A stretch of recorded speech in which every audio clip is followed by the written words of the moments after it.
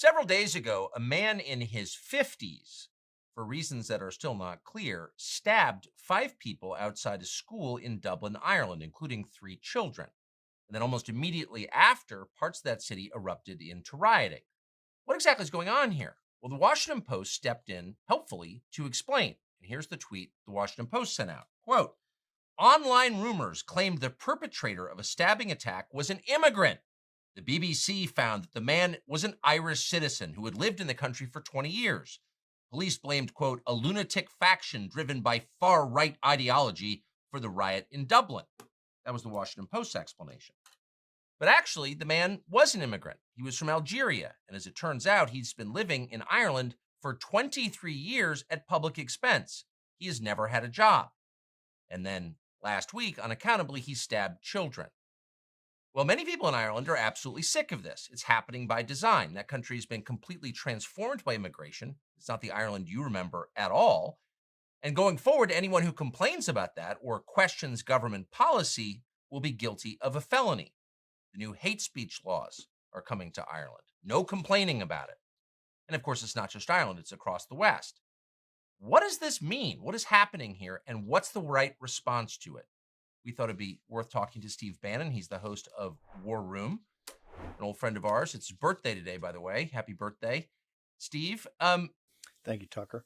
So it seems like Ireland's, of course, a small country, an island in Western Europe, but it seems like this is kind of almost a metaphor for what's happening across the West. What do you make of the rioting there and the government's response to it? Well, look, you've been to Hungary. You know, Viktor Orban has led this fight for years and has tried to get his country, the sovereignty of it, to stay away from what's happening in Germany and places like Ireland. Ireland's probably one of the worst, if not the worst, because the political class has totally sold out the people. You know, they've had, I think, 125,000 immigrants in the last year. That is the same equivalent if all of Joe Biden's 9 million illegal alien invaders here in our country all came within 1 year. That's the impact it's had on Ireland. And they're all on the public dole. There's been 100,000 Ukrainians in the 18 months or 20 months since the war started. 100,000 Ukrainians all on the public dole, all paid for out of the Irish budget. Now, some of that money is given by the EU, but the Irish politicians are by far the worst that are bought off by the EU. They're the biggest globalists. They've sold out the sovereignty of the Irish. And you're seeing a natural blowback, and you're really seeing it among working class people in the cities, Irish nationals, Irish citizens, whose family have been there for generations and generations and generations and have nothing to show for it, and also in the rural communities. So Ireland is a powder keg. And I think what you saw the other day in the response by the Garda, the response by the authorities was immediately to go after Conor McGregor and other folks who were saying, hey, we need to address this. We need your proclamations are no longer good enough. We need to see a plan of action because there's been enough of these immigrants attacks on citizens, including a year ago where there was, I think, a murder of a school teacher by an immigrant. So the Irish people, I think, have had a belly full of it. But you're seeing this is across the West. And it started with a mass immigration in the 60s and 70s, but really been picked up since the Syrian civil war and what the Germans did back in 2014. So the Irish government is trying to replace the population of Ireland with people from the third world, obviously. But why? What's the justification for that? Ireland was never a colonial power. These are not people they once ruled coming back to the mother country. The same people have lived in Ireland for thousands of years. They have a native population and they're being replaced. Why would someone want to do that, do you think? I think you're seeing it. I think you're seeing this because the political class is very tied to Brussels. The political class, and there's really no true opposition party when you think from a populist nationalist perspective. They've got a couple of small parties that are starting to grow. Of course, you got Sinn Féin, who's the political arm, or the IRA, who are more and more taking on a nationalistic bent. You've got a couple of small parties. One's kind of Trump-inspired to combat this. But I think these people are seeing, and look, you talk about the great replacement theory and people, people get very upset when you talk about it, but you just look at the math. This has happened across Europe. It's happened in Germany. This is why Orban has been so singled out. This is why, quite frankly, Giorgia Meloni, who, was a person who we supported a lot when she got in there because the EU was going to cut Italy off for money, really backed off a lot on this immigration policy. The Germans and the people in Brussels, the party of Davos, just doesn't think the working class European population is very controllable. They think they're dangerous. They think they're the cause of these world wars in World War I and World War II. And so they've always been, they've tried to control them every way possible. Now they're using immigration. And Ireland is one of the worst examples, and that's why it's a powder keg. It does seem like there's race hate at the bottom of it. I can't think of a better explanation. I mean, there have been wars in Africa, sort of every week for my entire life, and no one's saying we've got too many Africans in Nigeria, let's replace them with Indians or something. No one would even think to say that. But poor Ireland, which didn't really do anything wrong on the world stage that I'm aware of, is, in 100 years, there'll be, a minority of Irish people in Ireland. That's a big change, and it's on purpose. How could anyone read that as anything but an expression of hate? Right. Contempt for their working class, for the working class of Ireland. This is why, Tucker, I think they're cracking down so hard. You've seen what they've tried to do to Viktor Orban, who's kind of become the leader of this, the political and public intellectual leader of this. They've tried to isolate him for years, although he's been right about the Ukraine war. He's been right about what happened in Germany in 2014, about the sovereignty of his country and the sovereignty of his people. But in Ireland, they've taken it to a next level. They immediately came out, and they're prosecuting right now, I should say, investigating Conor McGregor for hate speech, for some tweets he put out and a couple of statements he made. The Garda came out and they've arrested 30 people, and their whole focus is on the prosecution of the people that stood up to this and the people that, quite frankly, were angry about it. The entire focus has been going after the population and to try to cow them, to try to say, no, if you stand up to this, you stand up to the political class, if you have an opinion, right, which, you should have a free speech, but if you have an opinion, that's going to be hate speech. And that hate speech law has many years in prison associated with it. So they have cracked down not on immigration crime, not on the homelessness situation, the lawlessness, the breakdown of law and order. They have focused on the Irish people to really put their focus on. And look who's doing it. The head of the Irish government and the chief of police. If a government makes it a crime to criticize that government's policies, then it's not by definition a free country, is it? I think you're absolutely correct. And I think you're seeing that here in the United States. As you know, you're hounded all the time. If you have a different opinion from the state, right, they're trying to criminalize that. And they're trying to do that every day here in the United States. It's one of the reasons that if they can't criminalize it to actually use the courts and the police state like the FBI to come after you, they'll basically partner with big tech to either deplatform you or to other you. We're seeing this here in the United States. And this is just about the situation of the problem. Think about the solution. I keep telling people, hey, think downrange to 2025. If we're able to win and closing that win, think of the issues we have to deal with, not just in the budget, but with the deportations. We have 9 million or 8 or 9 million here today just on Biden's watch. Center for Immigration Studies says we're going to have another 6 million by the time we get to the election next year. That's 14 or 15 million. I think illegal alien invaders are coming because they've gamed the asylum system. My belief is those people have to go home. They have to be returned. They have to leave our country, or we're not going to have a country. You're going to see hate speech law. You're going to see, even the discussion about this over the last couple of weeks with the people at Project 2025 and Stephen Miller and others have all of a sudden got the media saying, oh, we're setting up concentration camps. This is going to be worse than the Japanese in World War II, all of that. And that's just even mentioning the concept of it. So the issue of how it happened, and it's happening every day in the country, is bad enough. And if you stand up to it, you're called a nativist, a xenophobe, a racist, a domestic terrorist, a violent extremist.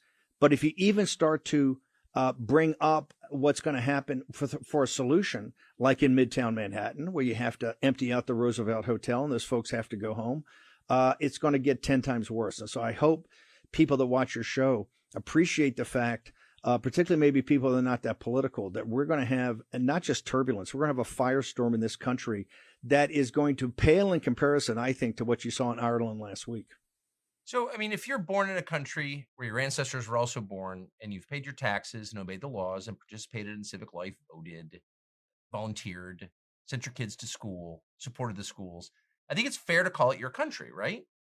And if your government, which hates you, lets in tens of millions of people illegally and then pays for their lives, it's fair to say your country's being stolen from you. I don't, is it not, or am I missing something? I don't think these are just like semantic questions. These are like deep questions of principle. I mean, isn't that fair to say?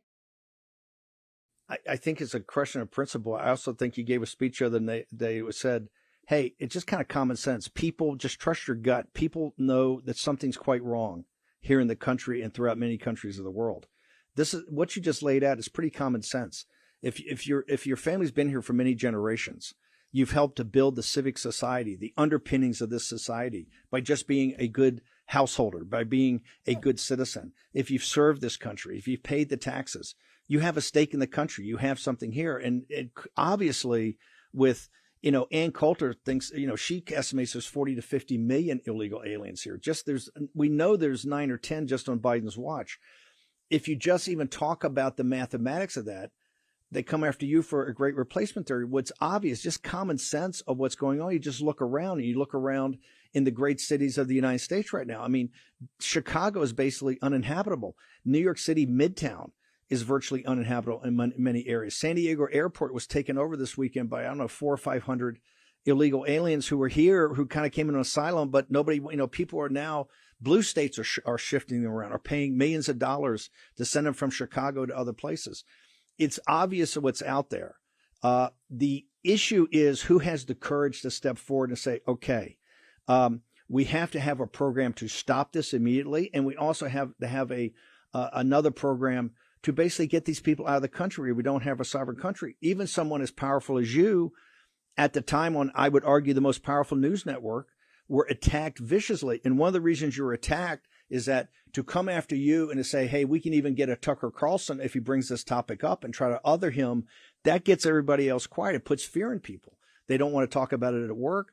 They're very concerned about talking about it on the campaign trail, in the halls of Congress. Look at this right now on the Ukrainian deal to get another $80 million for the money laundering operation in Ukraine. The Republican Senate's going to do a couple of cosmetic things on the asylum program just to try to sell it to the American people. There's no talk at all about really sealing the border right now. There's no talk about moving the House of Representatives down to McAllen, Texas, and you hold the House of Representatives there until the border's sealed, till the Rio Grande Valley's safe. Anytime it's brought up, it's considered a mortal sin to the globalist, to the Uniparty. And they're going to make it only, this is one thing, and I'm sure I want to emphasize, this is only going to get worse. It is not going to get better. The Center on Immigration Studies says that we will have another 4 to 6 million illegal alien invaders under this gamed asylum law here before Election Day of next year. And already we know this is costing us $500 billion of money we don't have, and money, quite frankly, is not budgeted. That's why Eric Adams in New York, a sanctuary city, he wants a $5 billion bailout. And because the Republicans and the MAGA are saying, no chance, you're a sanctuary city, you asked for this, you got it, you got to pay for it. The police department there's going to be cut by 20%. The education in New York is going to be cut by $1 billion. So this is getting to be a national crisis, but still you get demonized if you even bring it up. And this is what you're seeing in Ireland. I think the tension among working class people, when nobody represents them, nobody can talk about it. And even people like Conor McGregor that come out are immediately prosecuted or investigated, at least, for hate speech. I feel like I'm a pretty balanced person emotionally, and maybe I'm flattering myself, but I don't think I'm a radical. I'm not. But look at what's going on. They're telling American citizens who are born here, have an abortion, go ahead, and end your life with euthanasia, make sure your kids are trans. They're basically doing everything they can discourage people from leading longer lives and having more kids. Here's some fentanyl, here's some SSRIs. And then they're telling the rest of the third world to move here. I mean, what's the message of that? I mean, the message seems really clear. Am I missing something? Why wouldn't people start to get very radical once they figure this out? And it's not hard to figure out. I think it's very clear, and also the scale of it. On D-Day in 1944, there was 150,000 men that hit the beach that day, right? And that's looked at as the biggest military movement in American history, 150,000 men. We have almost 2 times that every month coming across the border. We have equivalent of 35 combat divisions. Combat division being about 10,000 men. The scale of this is incredible, and there's no discussion about it. And obviously, they make everything, just like every Maoist revolution or every Marxist revolution, focus on breaking the nuclear family, and to make sure in this country, quite frankly, that people can't reproduce with anything like the replacement population, the number 2.1%. Or 2.1 children per family. And they not just welcome in, they have created a system, and they gamed an entire asylum system, which was set up to prevent this, that you just because of economic necessity are wanting a better life, which are wonderful things. And I don't blame the people coming up. If I was down in that situation, I would too, but that's not what our asylum system and immigration system was supposed to do. They purposely went and gamed that system, not just to make it easy as possible, but then to fully finance it. And if you look at the situation we are economically, Tucker, we passed $33 trillion of debt on 18 September, on the morning of the 18th of September. Right now, we're basically 60 days away from that. We're at $33.8 trillion. We will pass $34 trillion, I estimate, on the 28th of December. 100 days after hitting 33, we'll pass $34 trillion. We are beyond broke. We are technically a bankruptcy right now.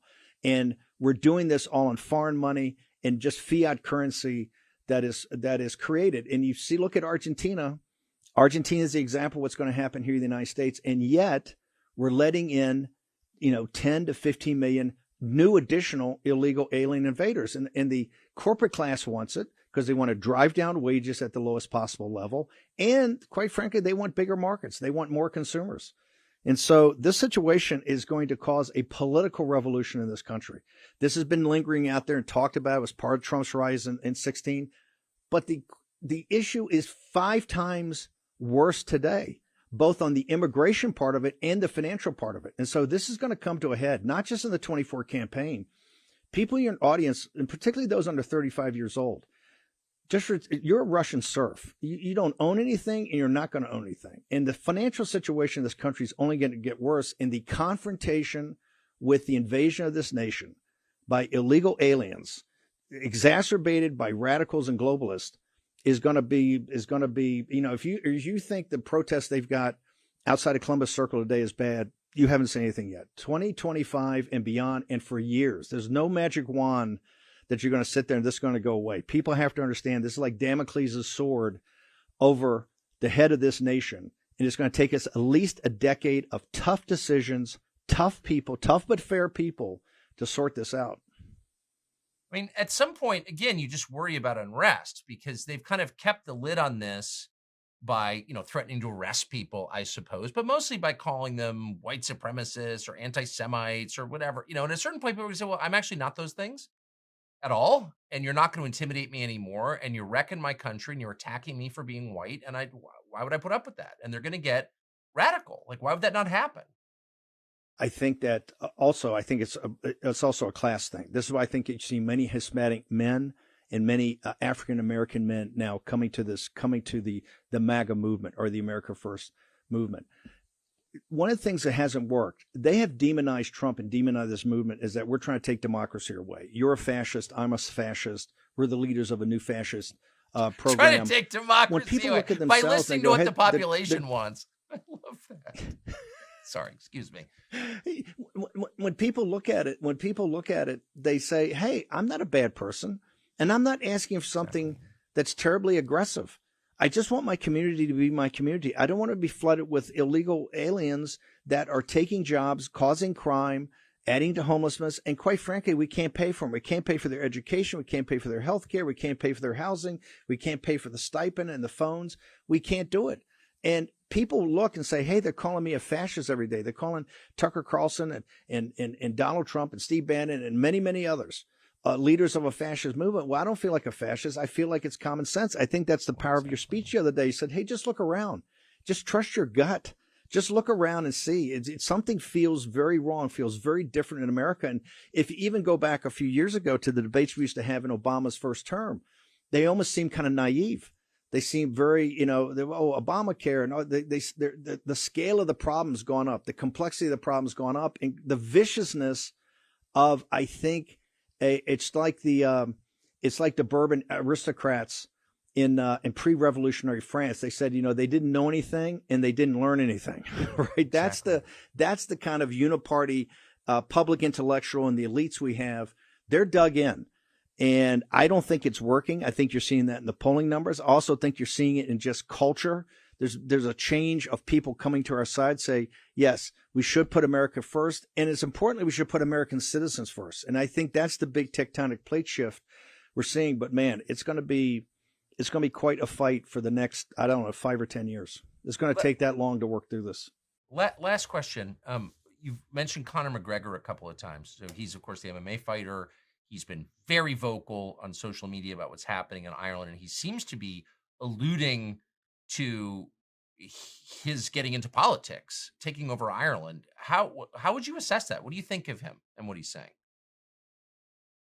I think I put it up on social media. I think he's an Irish patriot. Look, he's got some rough edges. I'm Irish, right? He's got some rough edges, but I think people in times of turmoil look to people who are fighters. I think it was Churchill that said courage is the most important of all the virtues because it's on virtue that it's on courage that all the other virtues rest. I think you're seeing, he didn't have to do this. By being so vocal, he put himself out there as a target, just like you. Once you're out there, if you step forward and say, hey, this is not right, this is what we have to do, we have to think about the country, and we have to think about the country's citizens first, all of a sudden you're a target.